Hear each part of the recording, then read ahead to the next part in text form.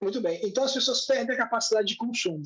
Por que elas perdem a capacidade de consumo? Porque a sua renda permanece a mesma, mas os preços vão aumentando. Se os preços aumentam, a minha renda, ou a renda de toda a sociedade, ela é insuficiente para consumir o que se consumia antes. Então, a inflação aumenta esse preço. E a inflação é uma medida muito séria de econômica, porque é um efeito, né? Na verdade, a inflação não é uma medida, a inflação é um efeito muito sério da economia, e os índices de preço são estatísticas que mensuram esse efeito, ou esses efeitos, né?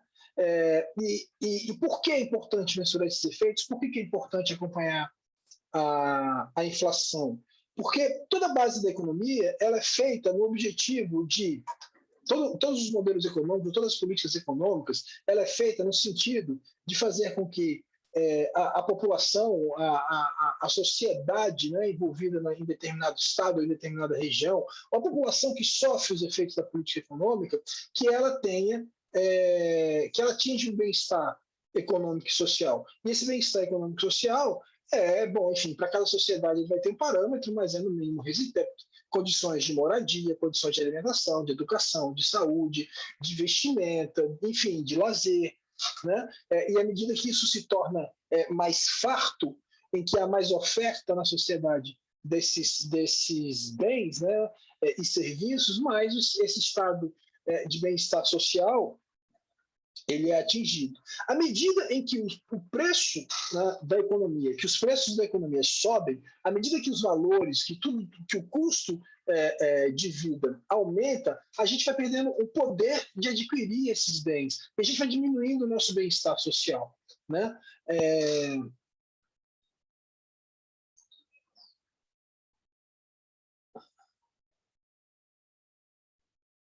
Perdão. E a gente vai diminuindo esse bem-estar. Eu vou só interromper um pouquinho aqui e vou falar sem a lâmina, que essa lâmina é sobre desemprego, não é sobre inflação. Então, quando a gente perde então esse poder de compra, a gente deixa de progredir em termos sociais, a gente deixa de progredir em termos econômicos, e a sociedade para de progredir. E à medida em que os preços aumentam e a gente diminui o consumo, a renda nacional, ou a renda da economia daquele país, ela diminui. Vocês lembram da inflação? Da inflação não. Vocês lembram da equação da aula passada? Em que a renda, né, dependia dos preços e do consumo, principalmente, o consumo das famílias e o consumo do governo. Então, à medida que esse consumo diminui em termos reais, a renda não aumenta. A renda não aumentando, não há crescimento econômico, não há desenvolvimento. Fechada essa lógica, por que a inflação é ruim? Sim. Ok. E há outros motivos pelos quais a inflação também é muito ruim. Vocês lembram daquela equação inicial que a gente falava que a renda ela é composta de consumo das famílias, mais os gastos do governo, mais os investimentos. Os investimentos, o que são? A renda das famílias, parte ela consome, parte ela gasta, tá certo? E outra parte ela guarda. E guardar essa poupança que as famílias fazem significa investimento. Lembram disso? Sim. Muito bem. Vamos olhar para essa. Vamos imaginar essa situação. As famílias recebem renda, tanto de salário como de lucros, né? O lucro ou o salário vai para as famílias, famílias de trabalhadores recebem salários, famílias de empresários recebem lucros, recebem dividendos, enfim. Então, todos esses salários vão para as famílias. Quem poupa mais é quem ganha mais ou quem ganha menos? Por óbvio que quem ganha mais, certo? Então, à medida que você ganha mais, à medida que você tem um salário maior, que você tem rendas maiores, você guarda mais recursos, você poupa ou você investe mais. À medida que você é de camadas sociais mais baixas, à medida que você é mais pobre, você gasta menos, concorda? Se você gasta menos, não, você poupa menos. Então, a parcela da sua renda dedicada a consumo, enquanto você é mais rico, mais essa parcela é menor. Concordam? Uma pessoa muito pobre, Uma pessoa que ganha um salário mínimo, ela gasta esse salário mínimo inteiro e não dá para o que ela precisa. Todos concordam com isso? Uma pessoa que ganha 100 mil reais, ela até pode gastar os 100 mil reais, mas ela consegue viver de maneira muito confortável, muito tranquila, com metade disso. Certo? Então, ela pode viver de maneira muito confortável, muito tranquila, com metade disso e gastar e poupar a outra metade. Concordam com isso? Então, tudo o que tributa consumo, tributar no sentido de penalizar, né? Tudo o que penaliza o consumo, tudo o que castiga o consumo, castiga mais ao pobre do que ao rico. Concordam com isso? Por quê? Porque a parcela da renda do pobre, a parcela da renda do pobre que é dedicada ao consumo é muito, infinitamente maior do que a parcela da renda do rico que é dedicada ao consumo. Então, quando eu falo o seguinte, olha, se eu vou pagar um imposto de 10% sobre um produto que custa R$1.000, esses 10% de R$1.000 é R$100, certo?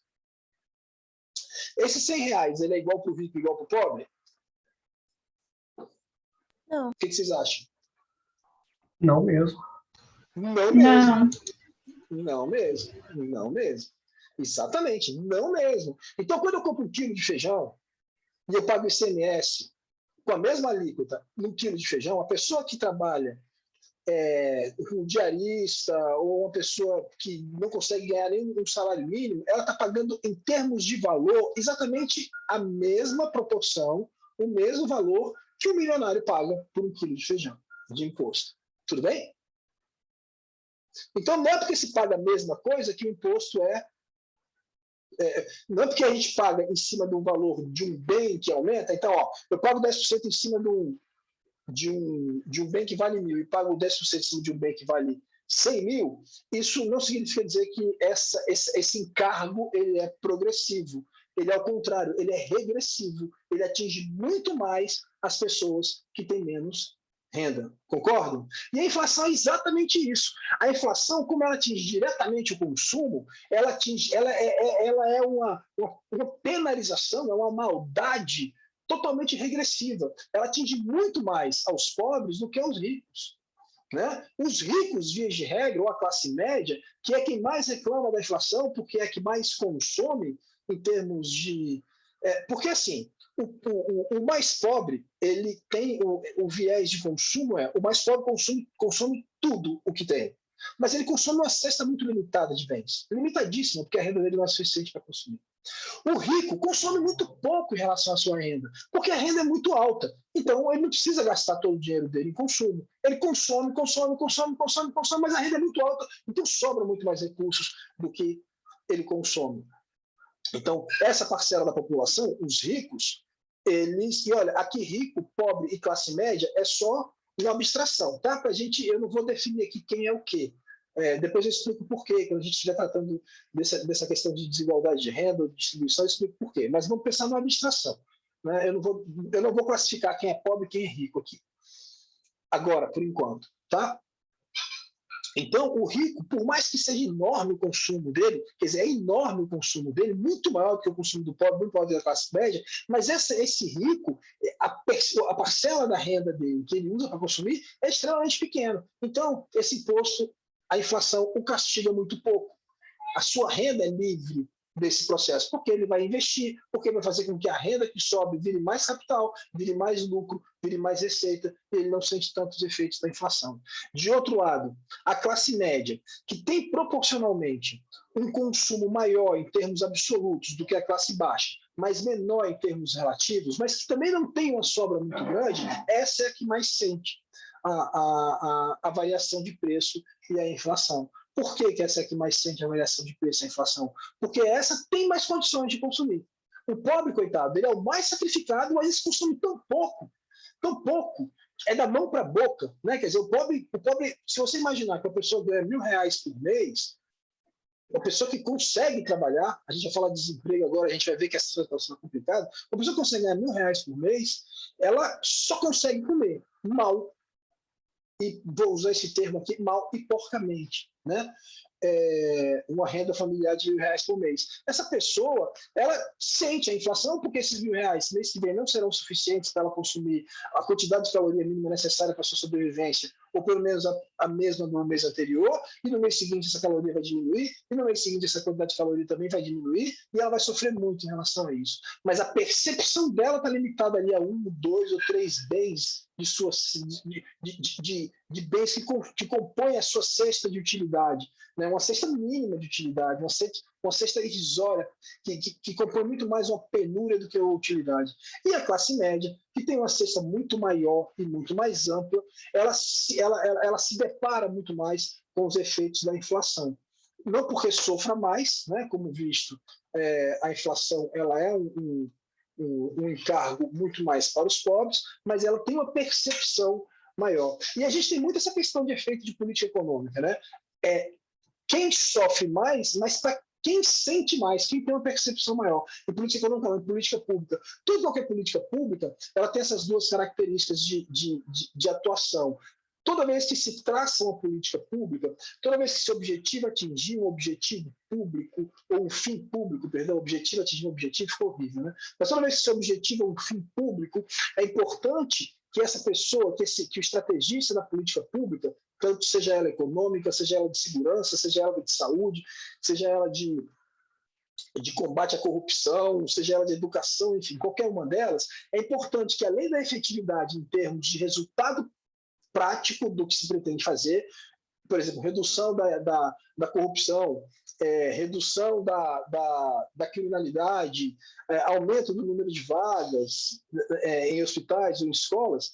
Além disso, de criar essas políticas, essa efetividade da política pública especificamente, é fundamental também que o gestor público, ou o elaborador de política pública, né, o policymaker, que ele faça, que ele também busque a questão da sensação de efetividade. A população precisa perceber que está sendo satisfeita. Se ela não tiver essa percepção, ela continua,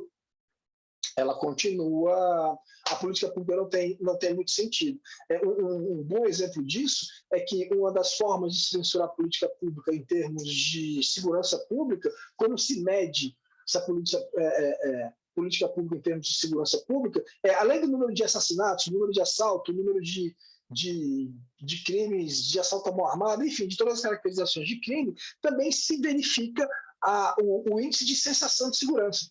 Como que as pessoas estão se sentindo, mais segura ou menos segura. Então não adianta, se a gente acabar com todos os crimes na cidade, não tiver mais assalto, não tiver mais latrocínio, não tiver mais assassinato, mas se você não ver carro na rua da polícia, se você não vê patrulhas da polícia passando e tal, a cidade policiada, por mais que não tenha índice nenhum de medida de criminalidade, a sua sensação é de insegurança, porque você não está vendo o policial. Então, a política de segurança pública não está sendo eficiente, porque a sensação permanece. A gente viu um caso muito concreto, né, agora, por exemplo, que aí eu vou usar dos argumentos que são ditos, né, e da percepção da população como efetividade. A gente tem escutado sempre muito um argumento do atual governo, dizer que, olha, são 3 anos sem corrupção, que 3 anos que não há nenhum tipo de corrupção nesses 3 anos, ou corrupção muito suave, muito leve, e que essa corrupção não aparece. E isso é medido pelo governo, dizendo, olha, não houve mais prisões, a gente não vê mais escândalo aparecendo na televisão, uma ou outra coisinha, fato irrelevante e tal. Isso é que o governo, o atual governo argumenta.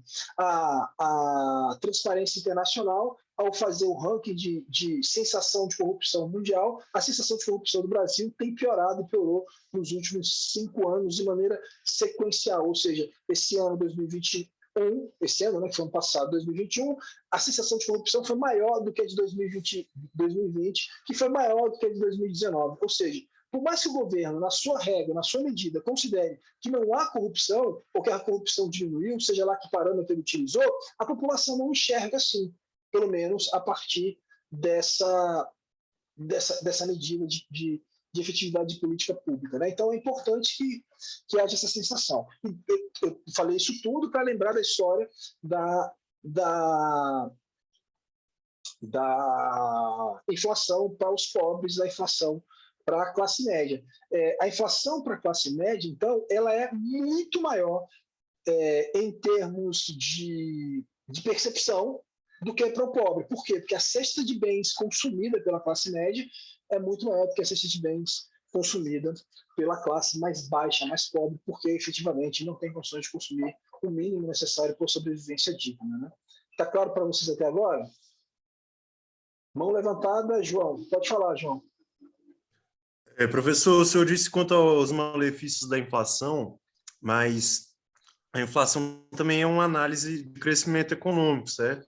Então, existe uma taxa, se eu não me engano, que é de 3% ao ano, que é considerada uma taxa saudável de inflação. Não. Então, não é assim. Não é que a inflação seja importante para o crescimento econômico. É porque, na verdade, quando a gente for estudar... É porque agora, hoje a gente vai falar sobre índice de preço, que é um pouco como mensurar essa inflação. Lá na frente, a gente vai dedicar um capítulo só para estudar a inflação. Aí a gente vai entender um pouco as formas, o que gera a inflação. Existem vários motivos que fazem com que haja inflação. Um dos motivos que fazem com que haja inflação é a alta de consumo. Um consumo exacerbado, quando as pessoas começam a consumir, a inflação sobe. Certo? Então, quando as pessoas começam a consumir, aumenta a renda, porque as indústrias produzem e tal. Então, normalmente, quando o país está em pleno emprego, quando ele começa a produzir muito, quando as economias começam a empregar demais, todo mundo empregado, todo mundo trabalhando, todo mundo consumindo, as indústrias consumindo, todo mundo sendo feliz, a gente tem um aumento natural da inflação, porque os bens começam a subir, e aí aquela curva da demanda e da oferta se desloca, e você tem um aumento dos preços. Isso não significa ter uma taxa recorrente permanente de inflação. Isso tem uma melhora, um aumento da inflação, um aumento dos preços em um determinado período, em um ano, sei lá, num período qualquer, mas depois a expectativa é que se estabilize. Ou pelo menos que a inflação se estabilize num patamar muito baixo. Países desenvolvidos têm taxas de inflação muito pequenas, de 1%, 2% ao ano, 3% já não é uma coisa muito boa. Né? O Brasil viveu uma taxa muito tranquila aí de 3 e pouco ao longo de muitos anos. Significa que essa taxa é boa e necessária para o crescimento? Essa taxa ela é uma taxa que é natural a um processo de crescimento, mas ela precisa estar sempre monitorada. E quem controla a inflação em todos os países é o Banco Central. Né? O Banco Central controla as inflações baseado numa lógica, né, monetária de que taxa de juros é que controla a inflação. Aumenta a taxa de juros e diminui a inflação. É a lógica monetária. Quando a gente vai estudar a inflação, a gente vai entender melhor isso. Mas eu não sei se eu fui claro, ou se eu fui redundante com a tua resposta, João. Mas, assim, não que a inflação seja bom, mas essa inflação de 3% até 3% ali, ela pode refletir um processo ok da economia, porque a renda está crescendo e aí os preços estão crescendo. Não é o caso de um processo inflacionário grande como o nosso, e mais, que é importante deixar claro, né? Nem sempre a inflação é por motivo bom. A gente pode viver estagflação, que é um processo também comum, que é o que a gente está vivendo agora. A gente vive a inflação com estagnação da economia. Né? Deflação é ruim também, queda de preços também é ruim, mas a gente vai estudar como estudar inflação com um pouco mais de detalhe. Tá? Hoje a gente vai falar só um pouco de índice de preço. O Daniel estava com a mão levantada, Daniel? Não, professor, justamente o que você acabou de falar a respeito da deflação também não é interessante, né, para o quadro econômico de um país. Não é. Quem acha que preço que é o que o Japão, que é exatamente o que o Japão está vivendo agora, né, na verdade. Viveu mais, né? Viveu durante um bom tempo, mas a economia do Japão ela já está uma economia mais sólida, mais tranquila. Mas o Japão teve um processo de crescimento muito rápido, muito grande. O Japão se encaminhou na década de 80 para ser a segunda maior economia do mundo, mas entrou num processo de armadilha de liquidez, que é isso que eu falei, de estagnação com inflação, ou de estagnação, não foi de estagnação, de armadilha de liquidez, que era taxa zero e deflação, porque as pessoas não consumiam. Mas vai decorrer de vários fatores econômicos, mas principalmente de fatores culturais, né? Por quê? Porque, só para dar um intervalo e falar um pouco do Japão, assim, foram vários fatores, tá? Excesso de industrialização, limitação de mercado consumidor, a abertura do mercado mundial. Então, os países que só importavam do Japão passaram a ter concorrência de outros países da Ásia Oriental, ou da Ásia, né? Oriental, os tigres asiáticos. Foram vários fatores. Mas o Japão tem uma população muito grande. E o Japão não dá conta de consumir os seus produtos. Por que o Japão não dá conta de consumir os seus produtos? Porque a sociedade japonesa, apesar do Japão ser, vou falar em termos geopolíticos, não me estranhem, tá? Se alguém tiver interesse por geopolítica, vai pesquisar e vai entender o que eu vou falar. O Japão é um país ocidental em termos econômicos, né? Ele é considerado um país ocidental em termos econômicos. Então, por quê? Porque ele tem um modelo econômico de sua estrutura de mercado capitalista, totalmente capitalista, nos moldes ocidentais, baseado basicamente nessa lógica de consumo e investimento como motor da economia. Mas o espírito, o modelo de estilo de vida do povo japonês não é o modelo do estilo de vida do povo ocidental. Então, o consumismo, que é uma máquina, né? Porque o consumismo é a máquina do capitalismo, né? Quer dizer, como é que você consegue fazer com que o capitalismo cresça e que as nações cresçam o tempo inteiro inadvertidamente? É porque você tem, de um lado, o capital produzindo, e as pessoas do outro consumindo. Consumindo só o que é necessário para viver? Não, porque senão não bastava para ter um crescimento, havia uma estabilização. Para que haja crescimento, as pessoas precisam consumir muito mais do que elas têm necessidade. E precisa que o consumo seja crescente. Você provavelmente, se não estiver vivendo uma crise econômica pessoal, você vai consumir mais no ano X mais 1 do que consumir no ano X. É o natural da sua vida. Você vai ganhar um pouco mais, você vai comprar mais roupa, você vai fazer uma viagem mais cara, ou você vai... O povo japonês, a cultura do japonês não é essa. Né? É a cultura que é totalmente desvinculada disso. Não que não goste de certo consumo, mas é desvinculada disso. É um povo que poupa muito, que guarda muito dinheiro, que guarda muito recursos. Isso entesourou demais a economia japonesa. E não consumir fez com que, de fato, não houvesse aumento de preço e não houvesse consumo. E essa deflação veio na tentativa de fazer com que as pessoas comprassem os produtos japoneses. E aí, internamente, os produtos começaram a baixar para que a população comprasse. E as pessoas não compravam, porque não precisava mais. Se eu preciso de 3 camisas, eu não preciso da quarta. Para que eu vou comprar a quarta? Se eu tenho um carro e ele funciona e eu abasteço e ele anda, eu não preciso de um mais novo, que tenha uma tecnologia diferente só porque eu acho isso mais legal, ou porque isso vai me fazer parecer mais rico, porque não é esse o objetivo. Né? Então, isso gerou esses fatores culturais, além de vários outros fatores culturais. Tá? Eu estou dando esse exemplo aqui como um dos exemplos curiosos, né? Uma das curiosidades que fizeram com que o preço que houvesse estagnação no Japão. Né? Estagnação econômica e deflação. A estagnação decorreu da deflação. Ok?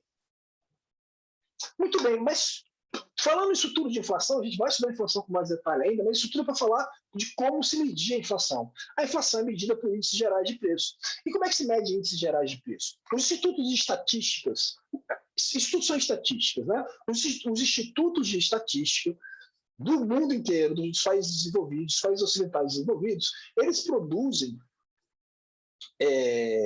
dados, ou eles escolhem dados da sociedade e com isso eles mensuram uma série de informações. Mensuram dados de emprego e desemprego, mensuram dados de crescimento econômico, a partir de salário, renda, mensuram dados sociais e mensuram índices de preço também. Então, os índices de preços oficiais dos países são medidos normalmente por institutos oficiais, além de outros que não são oficiais, mas que também medem. Né? Mas existe um detalhe muito importante nesses índices, ou nessas mensurações, que é o seguinte: olha, eu preciso mensurar quanto que é quanto que variou o preço de uma economia de um período para o outro, certo? Qual foi a variação de preço de uma economia de um período para o outro? De quais produtos? O que vocês acham? Me digam aí. Os mais consumidos, geralmente? Básicos. Dos básicos, dos mais consumidos? Então, é um pouco de cada uma dessas coisas, né? Quer dizer, quem mede esses índices de inflação, ele escolhe uma cesta de bens e serviços, que são uma cesta de bens e serviços médio, que a maioria das pessoas consome, ou seja, não vai ter ali a grande parte dos bens consumidos pelas diferentes classes sociais, né? Então vai estar lá a cesta básica, vai estar lá a gasolina, vai estar lá, entendeu? E cada um desses bens vai ter um percentual de impacto dentro do índice, ou seja, a variação de preço da roupa, ela tem uma ponderação menor do que a variação de preço da comida. Concordam? Que tem que ser assim para medir a inflação? Sim, porque as pessoas consomem muito mais comida do que roupa, né? Porque é muito mais necessário. Sem roupa a pessoa sobrevive, sem comida a pessoa não sobrevive. E assim sucessivamente. Tá? Então, a inflação é composta por uma cesta de bens pré-determinados. Vocês querem saber qual é a cesta de bens da inflação no Brasil? Vai estar lá no IPCA, do IBGE. O IBGE mede o índice geral de preço ao consumidor e ele vai lá e identifica quais são esses bens. Ele dispersa esses bens e mensura. E aí ele mensura nas principais capitais, né, selecionando alguns estabelecimentos, porque é medido pelo preço de venda, e ele fica repetindo essa pesquisa mês a mês. É amostral, obviamente, né? E a gente sabe que essa variação de preço, a inflação no Brasil foi 10%. Cada cidade tem a sua variação própria de preço. Então, a variação no Brasil foi 10%, mas esses 10% é composto de X% em São Paulo, 8% no Rio, 7% em Belo Horizonte, 10% em Manaus, 12% em Roraima, e assim sucessivamente. Cada um tem o seu percentual. Bom, isso, a média aritmética disso chega aos 10 do Brasil? Não. Em cada uma dessas cidades, você pondera pela quantidade de pessoas que vivem nessa cidade. Enfim, existe um modelo estatístico de cálculo dessa inflação. Então, esse número da inflação ele é suficiente só para a gente ter noção de que os preços, em geral, estão subindo aquilo, mas isso não significa nada em termos pessoais. A gente não pode imaginar nunca que esses índices de preço refletem a sua vida. Né? Então, você não pode chegar para o seu chefe e falar assim, eu quero 10% de inflação porque o preço subiu 10%, meu salário baixou 10%. Meu poder de compra baixou 10%. Não, o seu poder de compra não baixou 10%. Cada pessoa, individualmente, tem a sua inflação própria, individual. Concordam? Sim. Sim, Concordam? professor. Algum de vocês aí fuma? Graças a Deus, ninguém. Se alguém fumar, o cigarro faz parte da sua cesta de bens. Se o cigarro subiu 50%, a sua inflação subiu muito mais do que a inflação de quem não fuma. Certo? Quem tem carro e gasta gasolina sofre muito mais com a variação do preço da gasolina do que quem não tem e pode ir de bike para o UNB. Né? Ou usa metrô. Né? Enfim, esse processo de mensuração desses bens, desses preços, ele é totalmente individual. E eu estou dizendo isso porque é extremamente importante que essa informação esteja, que a gente consiga discernir, né, nessa informação essa relação entre o índice geral de preços de inflação da economia e a nossa inflação. O que isso representa para a gente como indivíduo que vive nessa sociedade. Um detalhe importante disso aí é o seguinte, voltando àquela história de que é bom ter uma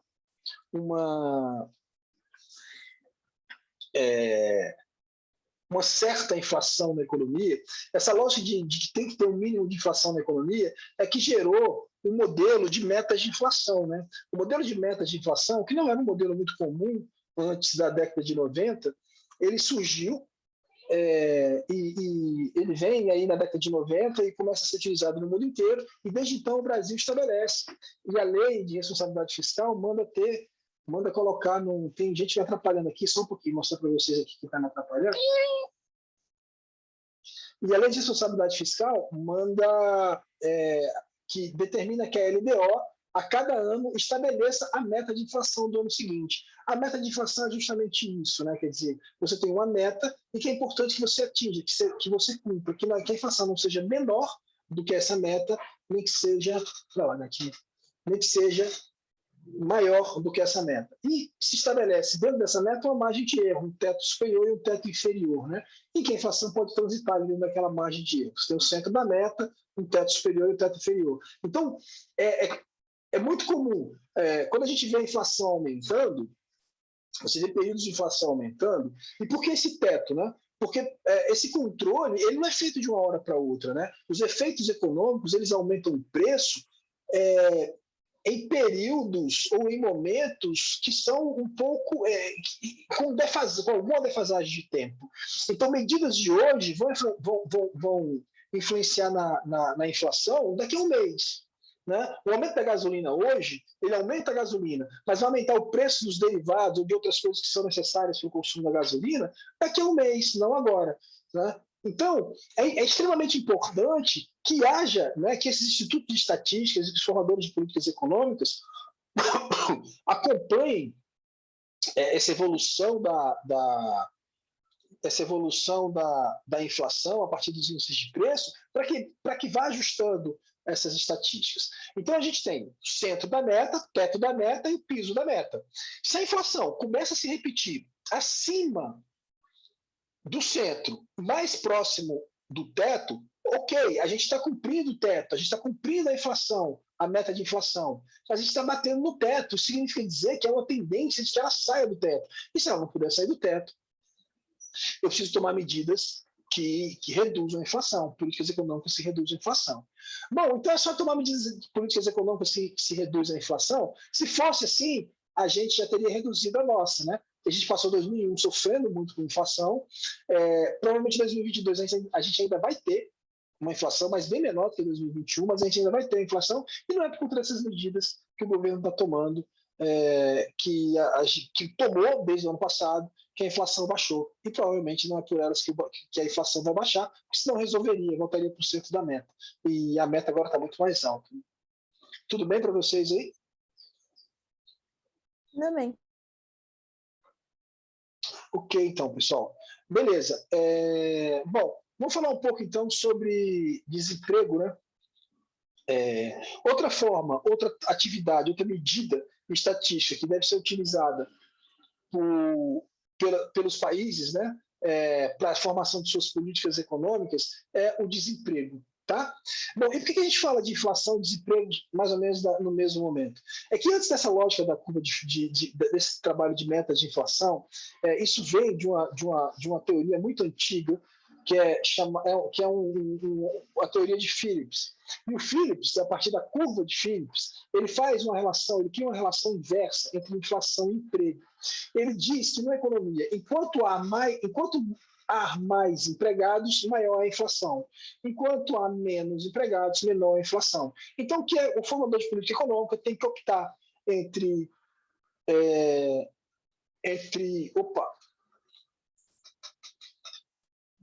inflação e emprego. Essa lógica era tão poderosa, era tão firme, assim, a crença nisso foi tão grande durante muito tempo, que o grande instrumento de controle de inflação da maioria dos mercados, o primeiro instrumento de controle de inflação da maioria dos mercados é taxa de juros.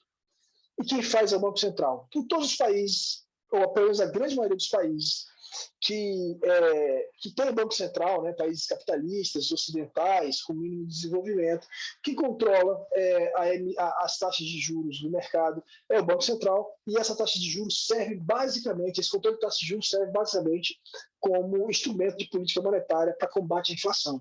Então, o Banco Central é o vigia disso. Essa relação entre Banco Central, ou entre Banco Central não, entre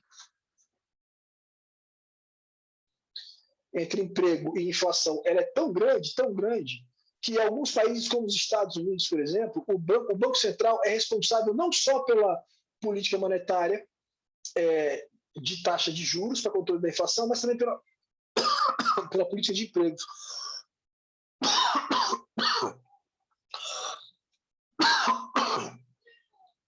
Então, por isso que é uma relação tão direta entre os dois. E vem daquilo que eu estava falando para vocês, né?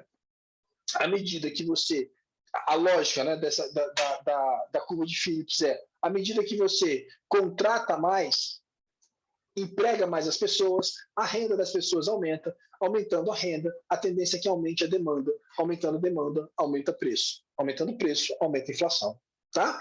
À medida que você demite as pessoas, você está na economia, perto do pleno emprego, você vai demitindo as pessoas vão ficando sem renda, elas vão diminuindo o consumo, à medida que elas vão diminuindo o consumo, os preços vão parando de aumentar.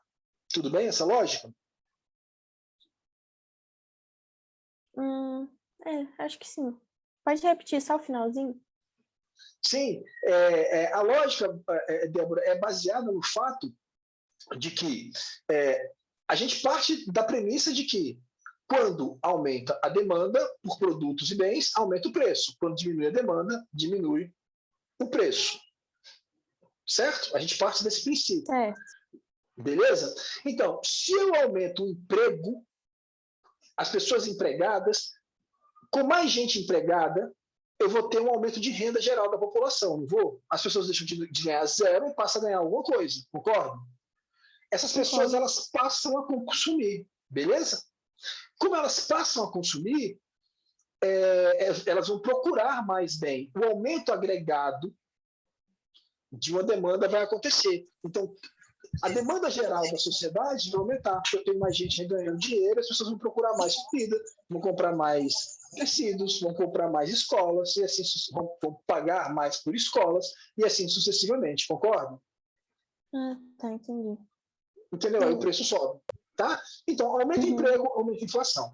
Aí você fala, isso é uma verdade absoluta, então quando a gente está com uma situação de muito desempregado e de alta inflação.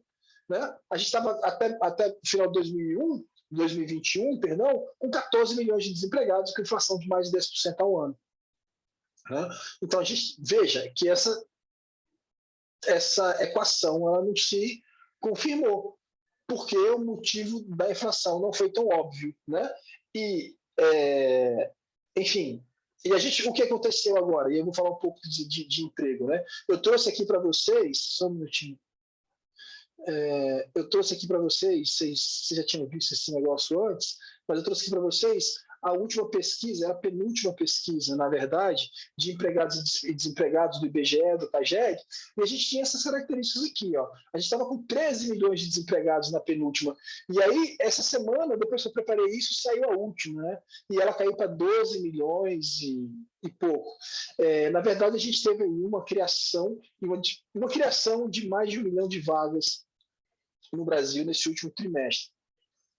Então, veja, a gente teve uma inflação mais alta no terceiro trimestre e uma redução do número de empregados.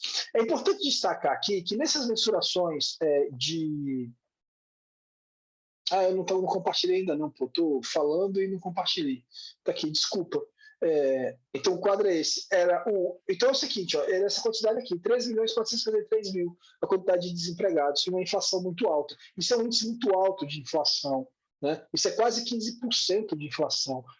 Ou de inflação não, perdão, de desempregados. 15% só de pessoas que estão desocupadas. Tá? Quem são essas outras pessoas aqui? Esses 65 milhões que estão fora da força de trabalho. Quem não está procurando emprego não está aqui não. Ó. Os desalentados estão aqui. Nos 65 milhões de pessoas. Esse aqui é só quem está procurando emprego. Eu tenho 13.453.000 pessoas, ou seja, 15%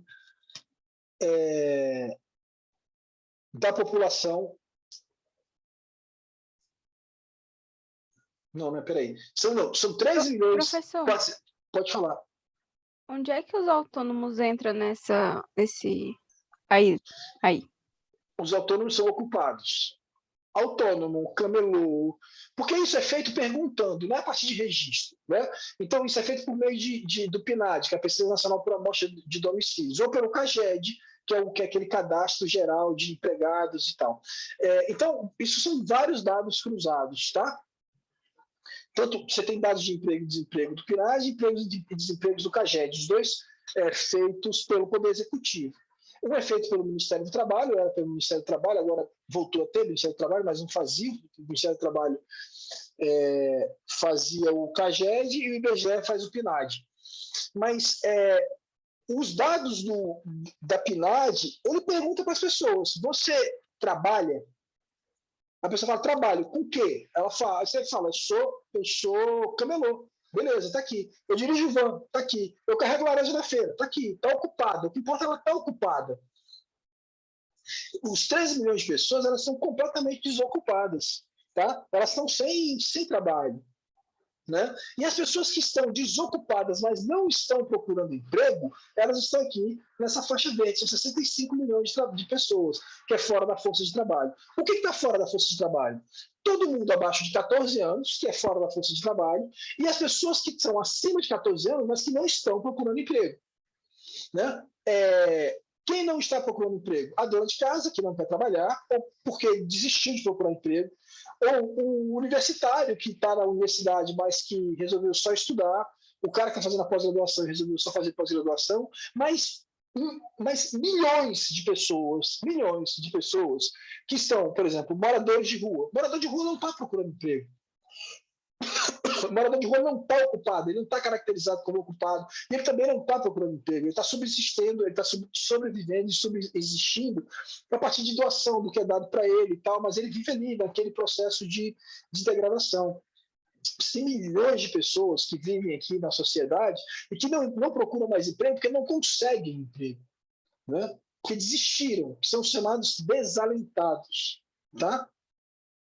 Então, se a gente pensar, mentira, quando eu falei que abaixo da idade de trabalhar estava nos 65 milhões, não, está nos 40 milhões. Isso aqui são pessoas que desistiram de procurar emprego e que, por opção ou porque não conseguem mais. Tudo bem? Então, dos 200 milhões de brasileiros, 220 milhões de brasileiros, você tem só aproximadamente 94 milhões de brasileiros que estão ocupados. Né? Menos da metade, bem menos da metade dos brasileiros estão ocupados. Mais da metade dos brasileiros não estão ocupados, não estão gerando renda. Tá? Então, isso é um número gigantesco, né? Isso é um número gigantesco. É muito difícil você ter uma economia produtiva com um número tão absurdo como esse. Tudo bem? Amém. Aqui, no próximo slide, eu coloquei um pouco do que é essa definição. Aqui é o total, né? Então, ó, a gente tinha lá, população abaixo da idade de trabalhar, menores de 14 anos, que é isso aqui, né? Abaixo da idade de trabalhar. População em idade de trabalhar. Eu tenho as pessoas da força de trabalho e as pessoas fora da força de trabalho. Quem está na força de trabalho? Eu tenho os ocupados e os desocupados. Então, isso aqui, pessoas que fazem parte da força de trabalho, são essas aqui, ó, 92 mais 13 milhões, né? Quer dizer, dá 105, 107 milhões aproximadamente, são pessoas que fazem parte da força de trabalho. Só que quem faz parte da força de trabalho, você tem o número dessas 107, 14 aproximadamente não estão trabalhando, tá? E você tem aqui esse grupo, ó, os ocupados, subocupados por insuficiência de horas trabalhadas. É gente que está fazendo subemprego. Né? Quem está na força de trabalho? Potencial, que eu quero trabalhar, mas eu não consigo. Então, essa é a pessoa fora da força de trabalho, mas ela quer trabalhar. Ela só não está procurando emprego, que é um número gigantesco. Presumo que desses 65 milhões, cerca de 25 milhões, cerca de 20 milhões de pessoas estão fora da força de trabalho potencial. Ou seja, a gente tem no Brasil, hoje em dia, uma força de trabalho de cerca de 35 milhões de pessoas sem trabalho. Tá lá, fosse trabalho, 35 milhões de pessoas. Sabe quantos países do mundo tem 35 milhões de pessoas de população? É possível algum tipo de crescimento econômico? É possível algum tipo de desenvolvimento social com uma situação dessa, né? É muito pouco possível, né? Então, fora da força de trabalho, eu tenho os que buscaram trabalho, mas agora não estão mais disponíveis, e os que não buscam mais trabalhos, né? Que são os desalentados e os não desalentados.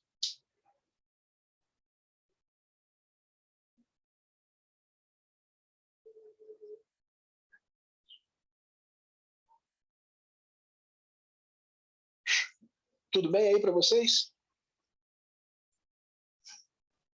Tudo bem. Sim, Tudo professor. certo. Beleza, estão tendo uma compreensão legal, tranquila, aula, alguma dificuldade? Não, professor, muito claro. Beleza.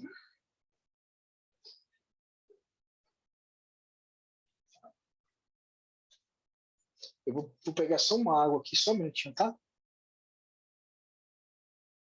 Ok.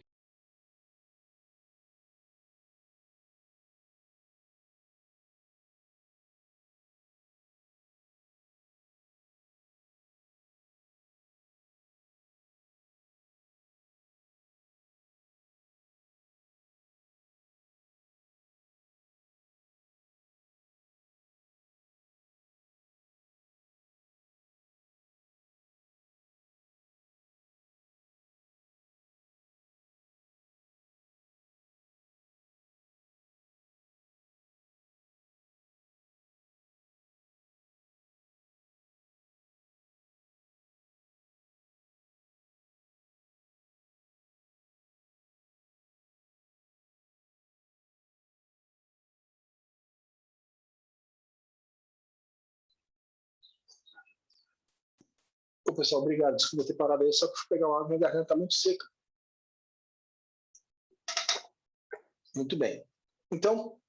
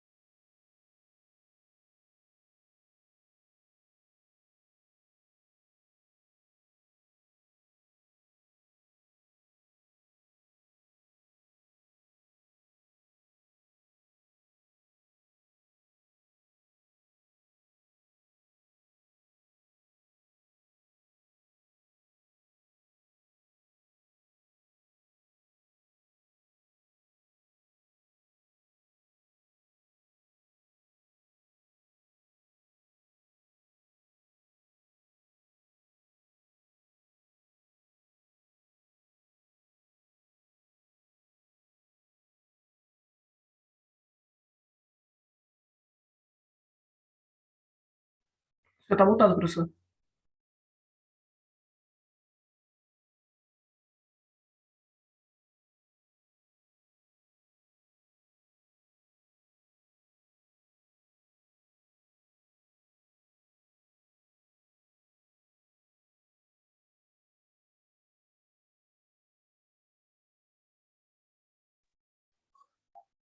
obrigado. Obrigado quem avisou.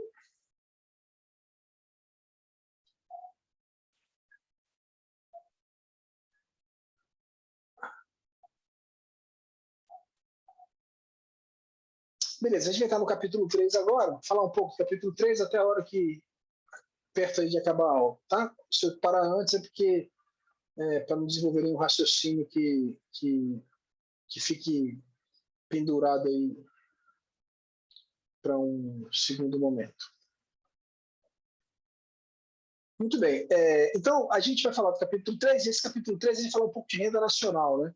Mas falar um pouco de renda nacional no sentido assim, o que ela é, de onde é que ela vem, essa renda, sabe? E como é que ela é distribuída, como é que ela é alocada, né? Entender um pouco essa lógica da renda nacional. Porque a gente falou de PIB na aula passada, mas a gente falou de PIB em um sentido mais amplo. A gente vai falar um pouquinho mais detalhado agora sobre esse assunto. A gente vai entrar em algumas equações, mas caramba, bem superficial, bem light, bem tranquilo, assim. A gente não vai apertar, né, nessas equações, a gente vai fazer... A ideia é que vocês entendam a equação para entender o raciocínio, né? E que tiver um pouquinho de raciocínio matemático e entender um pouquinho de equação vai facilitar bastante a compreensão do conteúdo, porque é assim que, como eu falei para vocês, que os economistas desenvolvem seus raciocínios, as suas lógicas. Eles criam equações a partir do seu raciocínio. Às vezes a gente só consegue entender o raciocínio entendendo a equação, né? É um pouco isso. E a gente vai tentar mostrar essas equações para vocês aqui, mas sem nada muito complexo, sem detalhar demais, tá bom? Então, esse capítulo ele é trabalhado, né, pelo Mankiw por meio de 4 grandes perguntas, né? 4 grupos de perguntas. E essas perguntas elas são formadas em cima do que de para que serve o PIB, para que é o PIB, para que serve o PIB de uma nação, né?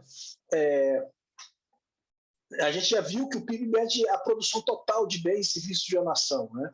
E a gente também já percebeu, e a gente viu aula passada, que a gente pode medir esse PIB a partir da renda, né? De tudo que a nação, que as pessoas de uma nação ganham ou tudo que essa nação gasta, né? Mas a gente vai olhar agora a partir desses 4 elementos, tá? E esses 4 elementos de fontes e de uso do PIB, eles são 4 grandes grupos, né? A gente vai entender primeiro quanto produzem as empresas na economia, o que determina a renda total de uma nação. Esse é o primeiro ponto. O que elas produzem, quanto elas produzem e o que determina a renda total de uma nação. A gente vai primeiro passar por isso, depois quanto ou quem recebe a renda gerada, né? A gente já falou disso, só que a gente vai entrar nisso num detalhe agora um pouco maior, tá? Então, quem recebe a renda gerada, o que representa esses recebimentos, né? Qual é a parcela desses rendimentos destinada aos trabalhadores e qual a parcela destinada ao capital, né? Vamos falar um pouco sobre fatores de produção, entender esses fatores de produção. Vamos pensar, né, no outro grupo de quem compra o produto da economia, quantos domicílios compram para fins de consumo, quantos domicílios poupam, quantas empresas compram para fins de investimento, e aí significa também que quantos domicílios compram para fins de investimento, né? Quanto o governo compra para consumo das pessoas ou da população, tá? O que equilibra essa demanda de oferta e de demanda de bens e serviços numa economia como um todo? E o que garante, assim, e o que faz com que os gastos desejados com consumo, investimento e compras sejam iguais ao nível de produção, tá? Então, porque esse equilíbrio a gente viu e vai ver melhor que ele é necessário, né? Que o que é produzido seja consumido e vice-versa, que haja equilíbrio no mercado de bens e serviços. E o que garante que haja esse equilíbrio? Né? Esse equilíbrio é pleno ou ele é um equilíbrio parcial de médio e longo prazo? E a gente vai tentar responder cada uma dessas perguntas, tá?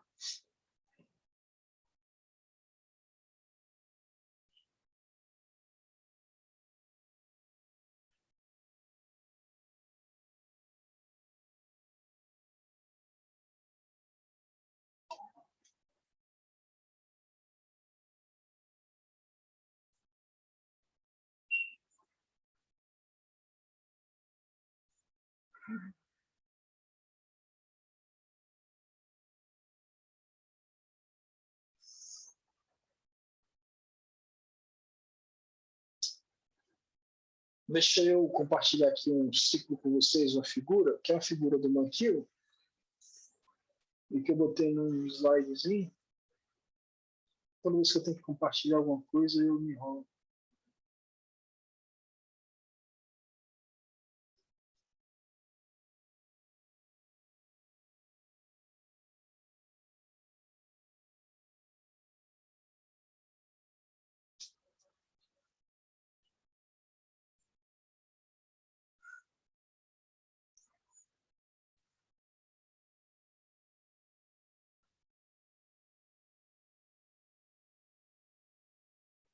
Bom, estão vendo aí a tela agora, né? Esse ciclo.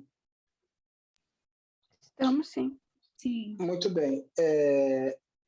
a gente vai ver, esse ciclo, ele define de uma maneira mais clara, ele é aquele ciclo do capítulo 2 que a gente viu, só que um pouco mais detalhado. Quem leu o capítulo 3, o Manquinho, quem se preparou para essa aula, deu uma lida nessa figura, viu o que foi o que foi analisado, né? O modelo que a gente vai desenvolver aqui, o que vai entender, que o Manquinho, na verdade, desenvolve, né, no livro dele, é um modelo que ele é desenvolvido, ele é pensado mais ou menos no termo desses ciclos aqui. Esse ciclo ele mostra, ele tem o condão de mostrar o fluxo para onde vai a renda e para onde vão os bens, né, os fatores de produção, tá? de uma economia, tá bem? Não sei se vocês estão conseguindo ver a minha setinha do mouse. Vocês conseguem ver a setinha do mouse? Uhum. Conseguem, né? Ver ela mexendo, ok. Então fica mais fácil. Vamos começar a entender esse ciclo a partir dos domicílios, tá? Domicílios, a gente pensa família. Todas as pessoas de uma nação, beleza? Essas pessoas estão lá nas suas casas. Essas pessoas, elas têm renda, elas têm uma renda, elas têm dinheiro, né? As pessoas que estão trabalhando ou que são donas de capital, elas têm dinheiro. A gente vai ver por quê e como isso um pouco mais à frente. Tudo bem? Essas pessoas, elas dão 3 destinações ao dinheiro delas. Uma destinação é o consumo. Beleza? Como é isso? As pessoas vão no mercado comprar bens e serviços. Bens de consumo, serviços, enfim. Outra parte dessa renda das pessoas vai para onde? Por meio dos impostos, vai para o governo, correto? Tudo bem? Sim. Ok. Beleza. Outra parte da renda das pessoas vai para o mercado financeiro, que é para os investimentos, para as aplicações financeiras. Beleza? Bom, o governo faz o que com os impostos? Parte ele vai para o mercado financeiro, fazer a poupança pública, parte ele também vai para o mercado de bens e serviços. Beleza? O mercado financeiro faz o quê? Pega esse dinheiro, esses investimentos, e coloca no mercado de bens e consumos. Tá? Isso gera a receita das empresas. As empresas recebem dinheiro como? Então, que vem do consumo das famílias, do consumo do governo e do investimento feito pelas pessoas e pelo governo. Beleza? Tudo bem? Beleza. Então, é essa a fonte de renda das empresas, do capital. As empresas, por sua vez, gastam. Né? E como elas gastam? Elas pagam aos fatores de produção. Quais são os fatores de produção? A gente vai ver hoje, vamos detalhar melhor, que a gente trabalha basicamente com 2 fatores de produção, 2 principais fatores de produção, que é capital e trabalho. Tá? Esses 2 fatores de produção são os 2 elementos necessários para que você produza bens e serviços. Você precisa de capital e precisa de trabalho. Sem capital e trabalho, você não precisa... Você não consegue produzir bens e serviços. Então, esses 2 fatores de produção, as empresas pagam esses fatores de produção. E como elas pagam esses fatores de produção? Elas pagam salário ao trabalho, então o trabalhador recebe salário, e o dono das empresas, aquele cara que emprestou dinheiro para a empresa, porque a empresa, na verdade, imagina um grande empresário, né? Um grande empresário capitalista em que ele é dono de um império. O dinheiro daquela empresa é dele? Não. Ele empresta o dinheiro para a empresa e ele é remunerado por esse dinheiro. Né? A remuneração do trabalho é salário. A remuneração do capital é a renda, é os juros ou dividendos, dependendo do tipo de capital. Tá? Então, o dono da empresa, se ele quiser deixar de ser dono, eu posso ser dono de uma parte da empresa. Então, a empresa, quando me paga lucro, quando ela me distribui lucro, ela está simplesmente me pagando pelo meu capital que eu investi naquela empresa. Se eu quiser ir embora, eu levo meu capital, eu tomo aquele capital, eu levo aquele capital embora da empresa. Tudo bem para vocês? Tá claro? Acho que Tá? sim. Mais ou Acha que sim? menos, professor. Se tivesse como Fala que- explicar essa última parte de novo. Das empresas e dos salários? Isso, da empresa. Da empresa, né? Tá, então que a empresa paga salário, tá ok. Mas vamos lá. Eu vou lá para a contabilidade, tá? Eu vou sair da economia e da administração agora e vou lá para a contabilidade. Vocês fizeram contabilidade 1, ou contabilidade geral, alguma coisa assim? Sim, a gente faz introdução à contabilidade. Introdução à contabilidade, tá. Na introdução à contabilidade, provavelmente vocês ouviram falar de uma coisa chamada princípio da entidade contábil.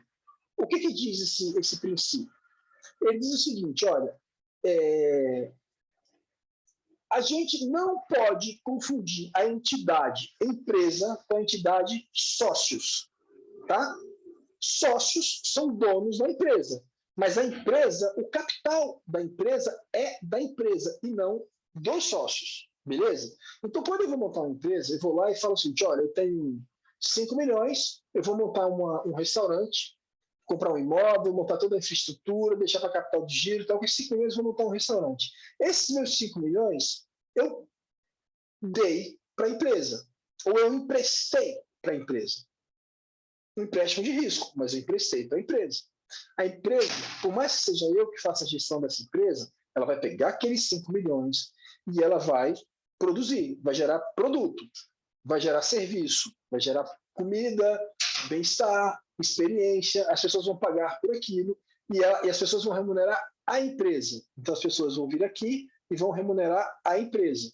O que a empresa vai fazer? A empresa vai pegar a sua receita, vai diminuir das suas despesas e seus custos e vai separar o lucro, certo?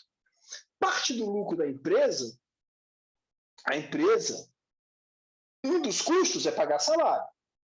Mas ela vai pegar parte desse lucro que sobrou e vai me remunerar como um sócio. Como que ela vai me remunerar? Me distribuindo o lucro para os sócios, para mim. Ela vai dizer, olha, do lucro eu vou te dar X reais, que é a remuneração por eu ter investido o dinheiro naquela empresa. Tudo bem? Então, o que a empresa está fazendo? Ela está pagando os fatores de produção. Esses fatores de produção quais são? A mão de obra de quem trabalha na empresa e o capital, de quem colocou o capital lá. O capital, ele é um capital que tem a ver com todo o dinheiro que eu coloquei lá, mas o capital ele representa as máquinas, os equipamentos, o imóvel, tudo que foi preciso adquirir e montar na infraestrutura da organização para que ela existisse. Esse é o capital de investimento da empresa. Esse capital não é gratuito. Eu vou receber salário da empresa, porque salário não. Eu vou receber dividendos da empresa, né, distribuição de lucros, porque eu botei meu capital lá. Então, esse dividendo nada mais é do que a remuneração do meu capital. Melhorou ou piorou? Acho que melhorou. Ok? Alguém pode ajudar aí a esclarecer melhor? Eu acho que no livro, como está explicado bem o passo a passo, acho que depois a gente lê direitinho, aí na próxima aula a gente pode tirar dúvida melhor se ainda restar. Porque eu não consigo pensar em outra forma de falar o que você acabou de falar. É porque, na verdade, é isso, né? A gente precisa entender. Eu acho que o primeiro passo para que a gente entenda isso de maneira clara é que a gente precisa entender que há uma distinção entre o sócio, o dono da empresa e a empresa. O patrimônio de um precisa se separar do patrimônio de outro, né? O patrimônio do sócio, do dono, é uma coisa, o patrimônio da empresa é outra coisa. Alguém pode falar o seguinte, olha, eu sou o dono da empresa, ok, mas quem é dono da mesa, da cozinha, do restaurante, das coisas que tem dentro da igreja, das cadeiras, dos utensílios, dos fornos e tudo, é a empresa, não sou eu. Eu tenho parte dela. Tanto é assim que eu posso dividir essa empresa com um sócio. Eu posso ter infinitos sócios, como são as sociedades anônimas, né?